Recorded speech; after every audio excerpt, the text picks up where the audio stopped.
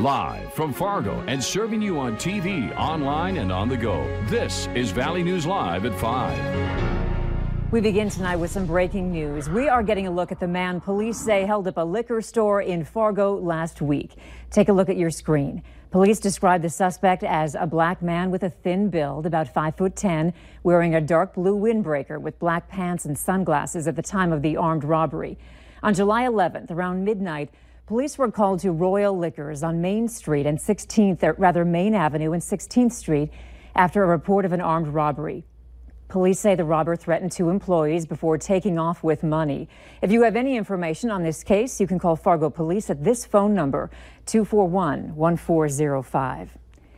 The Downtown Street Fair opens tomorrow in Fargo, and there are some new rules you'll want to know about. Drinking is now permitted in certain areas, but there are restrictions. Take a look at this map. Vendors will be selling alcohol in special cups, but you can only drink if you have a wristband, and you must be within street fair boundaries.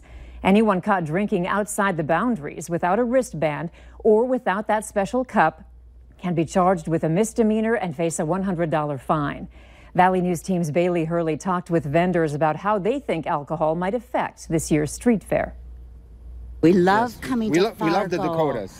Yes, it's like our favorite. It's our summer thing we do. Anton and Lynn Rager have been coming to the Fargo Street Fair for over 10 years, calling it their favorite spot to set up their decor shop. And this is, my son wrote this. This is one of our most popular sayings. But now the Ragers are even more excited for business because for the first time in street fair history, alcohol is being allowed. We just really hope people have a good time and come out, and maybe that'll add to some of the fun for people.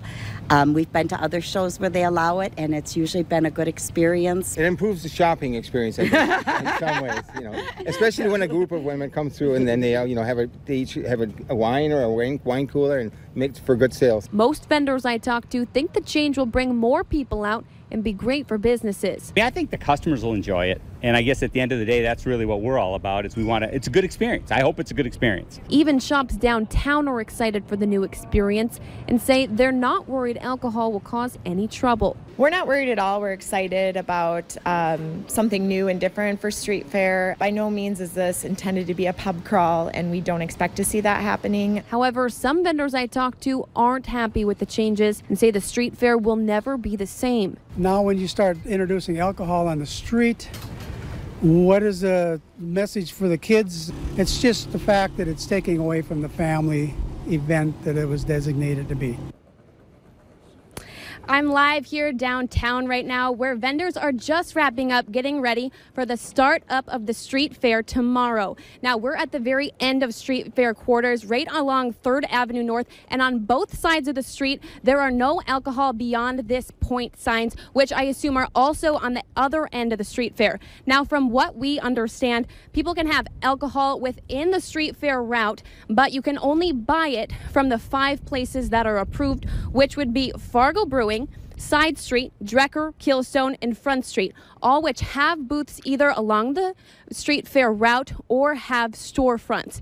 Reporting live in downtown Fargo, Bailey Hurley, Valley News Live. All right, thanks, Bailey. For another look at the street fair map, head to our website, valleynewslive.com. A lot of us are dry today, but that will not be the case tomorrow. For this evening, though, let's find out how the forecast is looking for any backyard barbecues. Hutch is that one right now. Hutch? Oh. Andrea, it's beautiful out here. It's warm and a little more humid than it was yesterday, but the veil of clouds we have kind of limiting how hot it feels. So not too bad to get out and enjoy. Here is a look across the region. First and foremost, those temperatures are our main concern. Nothing too hot out there. We do have low 80s here in Fargo. Bemidji made it up to 80 today. You're out of the 70s. Aberdeen a little cooler as there's some showers and thunder showers and clouds in your area. All of this activity you see to the south staying out of our area for now, with the exception of the Devil's Lake Basin. You may see a couple of thunder showers there. Brief, heavy rain and a little bit of lightning as these are drifting northward toward Maddock out of the New Rockford area. And we'll keep our eyes on this. We're not anticipating anything severe. So for your planner in Fargo-Moorhead, we're going to stay dry this evening with temperatures that will slip down into the 70s by the time we cross into the 9 o'clock hour. If you're up north in Grand Forks, much the same. We'll see some 70s for much of our late evening hours, and it does look like with the humidity increasing, it won't be quite as cool. Now, here in West Fargo with our winner, Destiny Steele. Destiny, come tell us where you signed up to win. I signed up at the Cashwise in West Fargo. Now, on the 4th of July. On the 4th of July. Now, we spoke about this, but, I think you're a pretty lucky person, huh? I do too, yes. You've won a few things? I have won a few things. I'm going to keep playing the lottery and hope to win that too. Oh, well, I wish you luck there. Now, you invited some special people, friends, family. Who's this fellow over here? This is my stepson, Deshaun. Deshaun, all right. And, what do you think about this summer weather? Good. Good. All right. Well, the big question is Cashwise steak or hot dogs? Hot dogs. All right. You cannot go wrong no matter what you choose. So, exactly. All right. We'll check back in a little bit with the rest of your forecast for the weekend ahead. Some thunder to talk about as well. Andrea, for now, the weather's good and the grill is heating up. Throw it back in the studio and we'll check back in a few more minutes. All right. Thank you, Hutch. West Fargo police are looking for a man who ran from officers after a car chase. Police tried to stop the driver for having an expired registration near the 1700 block of Main Avenue East in West Fargo. The vehicle sped off and officers eventually had to disable the car to get it to stop. The driver ran off again. Officers brought in a canine but couldn't find the suspect. However, police did find a weapon in the vehicle. The investigation is ongoing. Moorhead police are on the lookout for a runaway teen. Police say this girl, Sundis Abdi, left her home back in late June and never returned. The family has had minimal phone contact with her, and they believe she is still somewhere in the Fargo-Moorhead area. Sundis is 16 years old, 5'8", weighs about 110 pounds. Anyone with information on her whereabouts can call Red River Dispatch at this phone number, 451-7660. Health officials say that 7 Minnesotans suffered a salmonella infection in connection with a national outbreak linked to a Hy-Vee pasta salad. The Minnesota Department of Health says that the victims in the state were infected between June 24th and June 30th. Their ages range from 23 to 89 years old. 2 had to be hospitalized. There is a recall on that salad, and Hy-Vee voluntarily removed the product from all of its store shelves. Other Hy-Vee pasta salads don't appear to be affected. Salmonella symptoms usually include diarrhea, abdominal pain, and fever. Infections in healthy people usually clear up in about a week, but some cases may require hospitalization.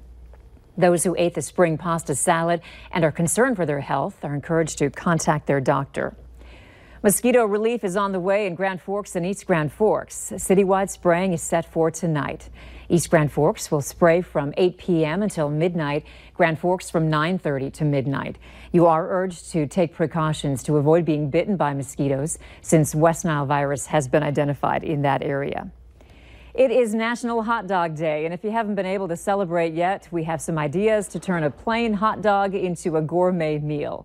The Hot Dog Peddler has unique ideas that you can cook up right at home, from a Seattle-style cream cheese hot dog with cream cheese, onions, and jalapenos, to putting a hot dog in between some cheese, onions, and bread and making it a fancy grilled cheese sandwich. Or if you want to spice it up even more, you can recreate the mac and cheese dog by adding onions, mac and cheese, and honey to top off your hot dog.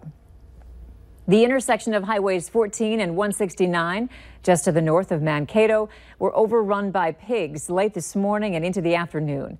While the Minnesota State Patrol has yet to release an official incident report, it appears that a semi hauling a truckload of sows veered off the off-ramp that connects 14 West with 169 South, crashing into the ditch. And from there, a dozen or so of the pigs ran from the trailer, wandering throughout the interchange and nearly bringing 169 southbound to a halt as police, fire, and sheriff's officials tried to corral the animals while they tended to the accident scene. If you